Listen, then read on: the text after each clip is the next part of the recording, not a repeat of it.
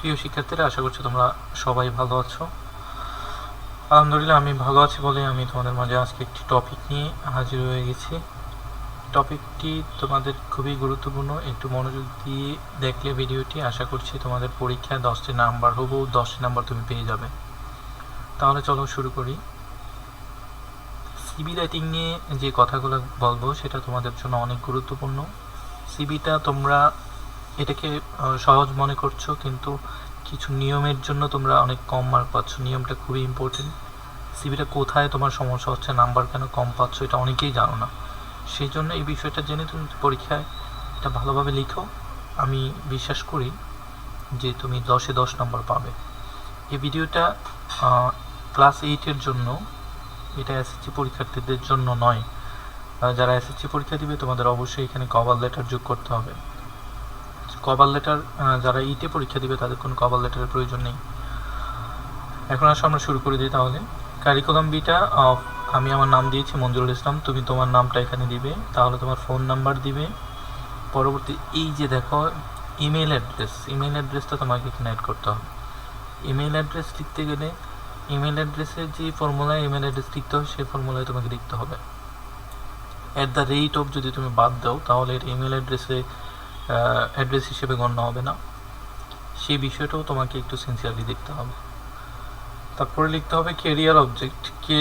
দেখো আমি কীভাবে একদম ছোট্ট করে দিয়েছি। কেরিয়ার অবজেক্টটা যদি তুমি না দাও তোমাকে মার্ক দিবে, কিন্তু তুমি 10টি নাম্বার এখানে পাবে না।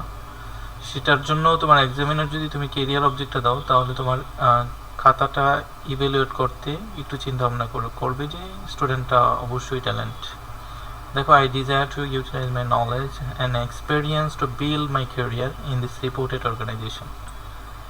এই যে ক্যারিয়ার অবজেক্টটা আমি দিয়েছি, একটু দেখো এখানে আমি এটাকে একটু হাইলাইটস করে দিচ্ছি। আমি ইচ্ছা পোষণ করছি বা আমার খুব ইচ্ছা যে আপনার এই সুনামধন্য প্রতিষ্ঠানে আমার নলেজ এবং অভিজ্ঞতাকে কাজে লাগিয়ে আমার কেরিয়ারটা গড়ার জন্য, সেটা আমি এখানে ছোট্ট করে লিখে দিয়েছি। সেটা তুমিও লিখে দেবে। তুমি যদি চাও একটু মডিফাই করেও তোমার মতো করে লিখতে পারো। কেরিয়ার অবজেক্ট দেওয়া শেষে আমাকে যেতে হবে পরবর্তী স্টেপটা হলো পার্সোনাল ডিটেলস লিখতে গিয়ে প্রথমে তোমার নাম লিখবে, তারপর তোমার বাবার নাম লিখবে, ফাদার্স নেম, অবশ্যই এটা একটু খেয়াল করবে, ফাদার হবে না কিন্তু father's name, mother's name, date of birth. এই জায়গাটা খুবই গুরুত্বপূর্ণ। ডেট অফ বার্থ লেখার সময় এখানে একটু তোমাকে সতর্ক থাকতে হবে। তুমি যদি এইটা তোমার অ্যাকচুয়াল ডেট অফ বার্থ দাও, তুমি হয়তো জন্মগ্রহণ করেছো 2010 সালে, 8 সালে অথবা 9 সালে। এখন 8 সালে অথবা 9 সালে যদি দাও তাহলে তোমার পরীক্ষা দেওয়ার কথা এসএসসি পরীক্ষা 16 বছরে হয়। তাহলে তুমি তোমার জন্ম তারিখের সাথে 16 বছর যোগ করে দেখো, তুমি এখনো এসএসসি পরীক্ষা দেওয়ার সময় তোমার হয়নি। তুমি যদি এখানে এসে আবার তোমার মন মতো করে একটা ডেট দিয়ে দাও তাহলে তোমার সিভিতে মার্ক, তুমি এক্সামিনার যদি মনে করে তোমাকে একদম কম মার্ক দিবে তাও পারবে, কারণ এটা সিবি রাইটিংয়ের মধ্যেই পড়ে না। এখন আমি দিয়েছি 2000 সাল যদি দেই তাহলে দেখো আমি 16 বছরে যদি এসএসসি পরীক্ষা দিই, যে 16, তাহলে 2016 হবে আমার এসএসসি, 2 বছর পরে ইন্টারমিডিয়েট, এই যে 2018। এখন আমার সিবি রাইটিংটা হতে পারে কম্পিউটার অপারেটরের জন্য, সিবি রাইটিং হতে পারে তোমার অফিস অ্যাসিস্ট্যান্টের জন্য, সিবি রাইটিং অ্যাসিস্ট্যান্ট টিচারের জন্য হতে পারে। অ্যাসিস্ট্যান্ট টিচার হবে না, কারণ তোমার এসএসসি পাস দিয়ে বা এইচএসসি পাস দিয়ে সিবি রাইটিং কখনো অ্যাসিস্ট্যান্ট টিচার হতে পারে না। অথবা তোমার অফিস অ্যাসিস্ট্যান্ট হতে পারে। এই টপিকগুলোরও তোমার সিবি লিখতে বলবে, সেই জন্য তুমি ইন্টারমিডিয়েট পর্যন্ত দিবে, এরপর আর দেওয়ার দরকার নেই। তাহলে ডেট অফ বার্থে ছিলাম আমরা। ন্যাশনালিটিতে আমরা যাব। ন্যাশনালিটি হলো বাংলাদেশি বাই বার্থ। রিলিজিয়ন, তোমার রিলিজিয়ন যেটা তুমি সেটা দিয়ে দিবে। মেরিটাল স্ট্যাটাস হলো আনমেরিড। বানানগুলো অবশ্যই একটু খেয়াল করবে। জেন্ডার তুমি ফিমেল হলে ফিমেল দিবে, মেল হলে মেল দিবে। ব্লাড গ্রুপ দিয়ে দিবে। প্রেজেন্ট অ্যাড্রেস যেটা তোমার প্রেজেন্ট অ্যাড্রেস সেটা দিবে, আর পার্মানেন্ট অ্যাড্রেস যদি সেম হয় এখানে ডো দিয়ে দিতে পারো। তুমি যদি ডো দিয়ে একটা ব্র্যাকেট দিয়ে দাও, সরি ব্র্যাকেট না, আমি একটা দেখো সিঙ্গেল ইনভার্টেড কমা দিয়ে দিলাম, তাহলে হয়ে গেল। তারপরে এডুকেশনাল কোয়ালিফিকেশনটা এখানে অ্যাড করে দিবে। এডুকেশনাল কোয়ালিফিকেশনে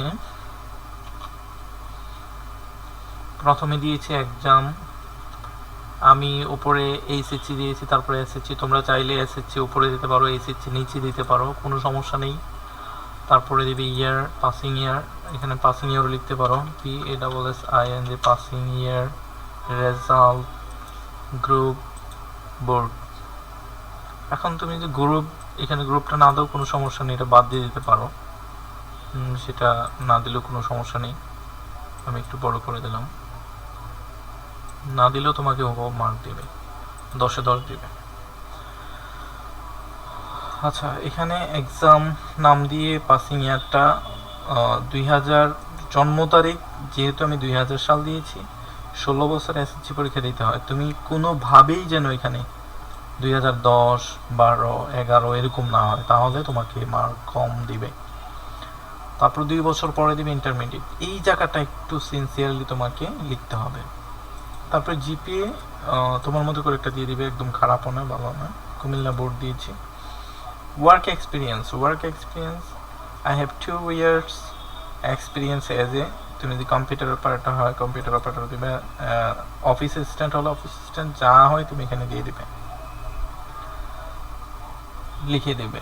তারপরে স্কিল কম্পিউটার লিটারেসি, কম্পিউটার সম্পর্কে তুমি কি কি জানো, কি কি স্কিল তোমার রয়েছে সেখানে একটু লিখে দেবে। আমি লিখেছি MS Word, Excel, PowerPoint and internet browsing, এগুলো একটু মুখস্থ করে নেবে।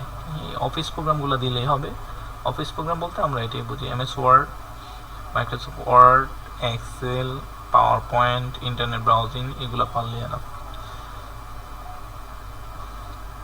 ল্যাঙ্গুয়েজ প্রফিসিয়েন্সি দেখো, excellent spoken and written skills in English language, English and Bengali দিয়ে দিতে পারো, ইংলিশ অ্যান্ড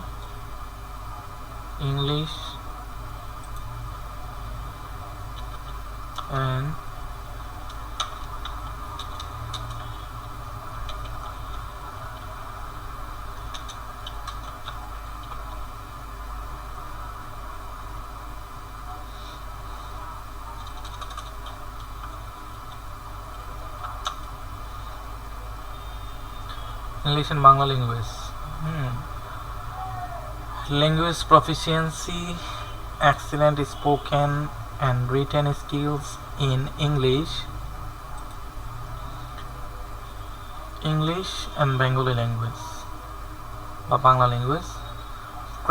ট্রেনিং যদি তোমার থাকে তুমি অ্যাড করবে, না থাকলে কোনো সমস্যা নেই। আমি এখানে দিয়েছি কম্পিউটার কোর্সেস অথবা course of 3 or 6 months from যুব উন্নয়ন কম্পিউটার ট্রেনিং সেন্টার কুমিল্লা। তুমি তোমার মতো করে যে কোনো একটা প্রতিষ্ঠানের নাম দিয়ে 6 মাস 1 বছরের একটা কোর্স দেখাই দেবে। হবিস, তোমার কি কি হবিস আছে সেটা অ্যাড করতে পারো।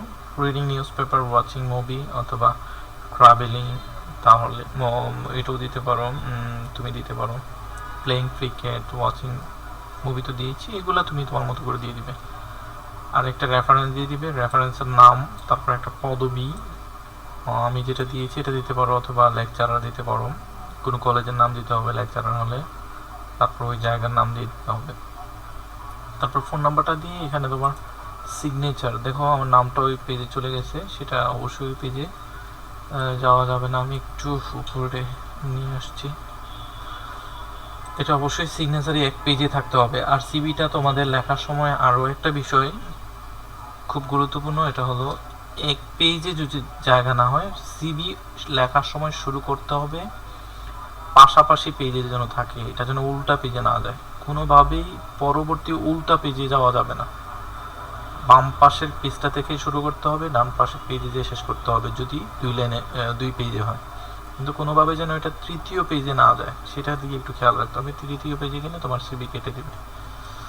তাহলে এই বিষয়গুলো মাথায় রাখলে আশা করছি তোমার সিভি রাইটিংয়ে তুমি হুবহু নাম্বার পাবে। তো আজকের মতো টপিকটি এই পর্যন্তই। যারা ভিডিওটি দেখছো সবাইকে ধন্যবাদ জানিয়ে আজকের মতো এখানে শেষ করছি। See you again, till then take care, আল্লাহ হাফেজ, থ্যাংক ইউ ভেরি মাচ।